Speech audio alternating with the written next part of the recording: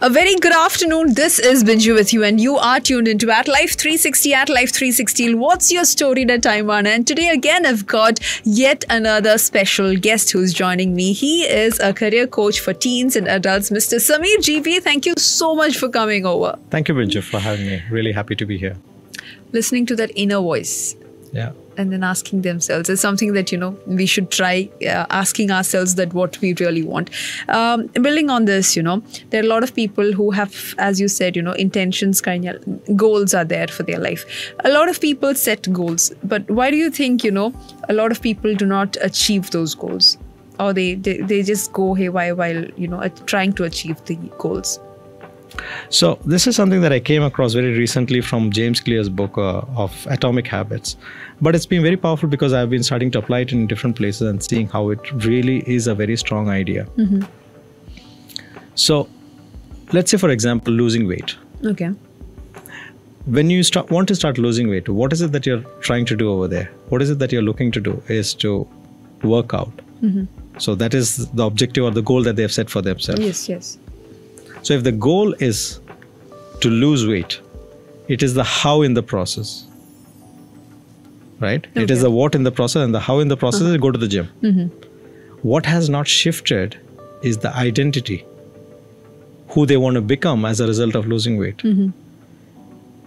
So because that has not shifted in their mind, what has not happened?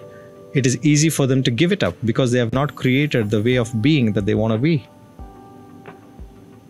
So James, he gives in the book a good example where he says about somebody, if you ask him, do you want to smoke? And he said, no, I'm trying to quit smoking. Versus you ask somebody else who doesn't smoke and he says, I don't smoke. So the one who says, I'm trying to quit is still keeping the old identity of being a smoker. And when you hold that, it's very easy for you to go back. Okay. So if somebody says, I'm trying to give up junk food, or I'm trying to study, or I'm trying to get good marks.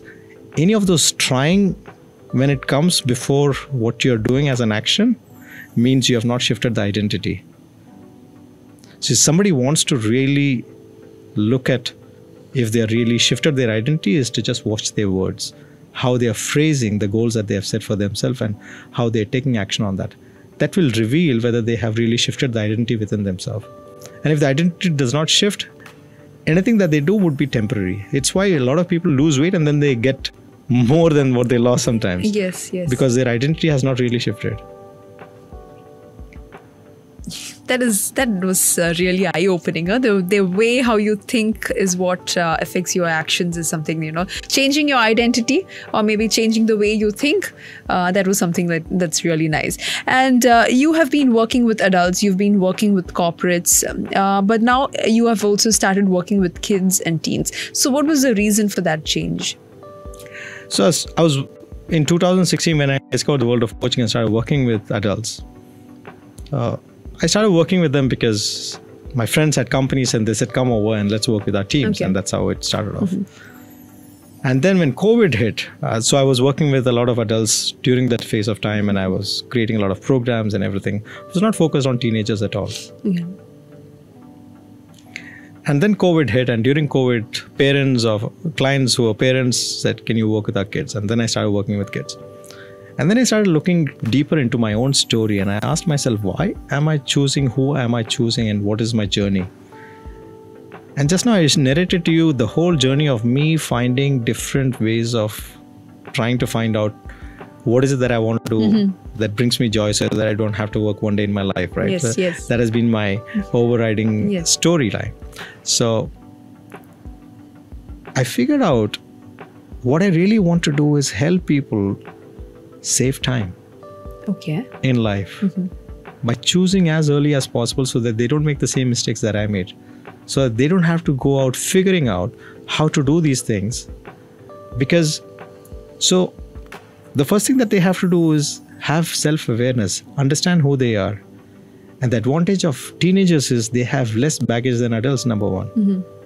So if you look at our journeys, and how we evolve, as a young child, we don't have filters. We are open. Mm-hmm. we are creative, we are curious, we are whole, we are complete, then along the way what happens? We create stories in our heads. We get conditioned. We put beliefs on ourselves. We stop ourselves from doing things. And these stories become blockers in our life. They block the things in our life. So, when I started working and I realized that I have a strong connect that I make with young children, and I saw that I can impact and I can do some work that really is meaningful, because it's not just for today, but it's for a long process. And I think teenagers need them more than anybody else, because they want to be heard.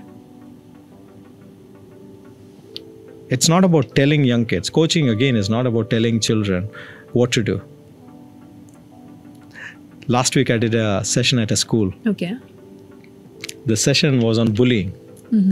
And teenagers were supposed to come, but who showed up? First grade students. Okay. First grade students with their parents. Okay. They came for the session. And after the session, it was an amazing session. They were so interactive that the teachers were surprised that they were, the parents were surprised that they were so engaged, and they were sharing answers, and they were telling, they knew what to share and what to say. Okay. But what blew my mind was a young child, I think he was in first or second grade. His question was, how do you identify if your parent is a bully? Gosh, okay. Right? And his parent is sitting next to him. Okay. And they were all snickering a little bit. The parents who heard the question, they were laughing a little, because it was almost like a guilt laugh.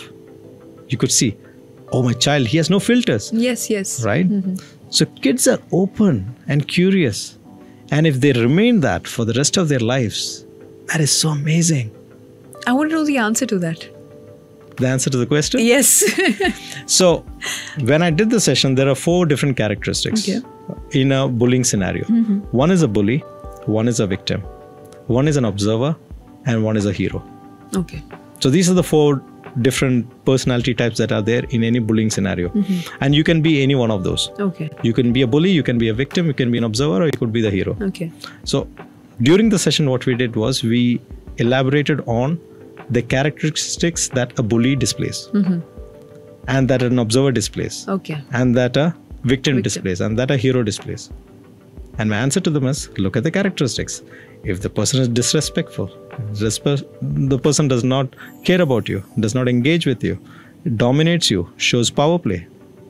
Those are things that they already said. So they connected that. So till then, at that point of time, they're thinking of other children who are bullying. But now when they see this characteristic could be from anyone, even from their parent, all you have to do is look at the characteristics.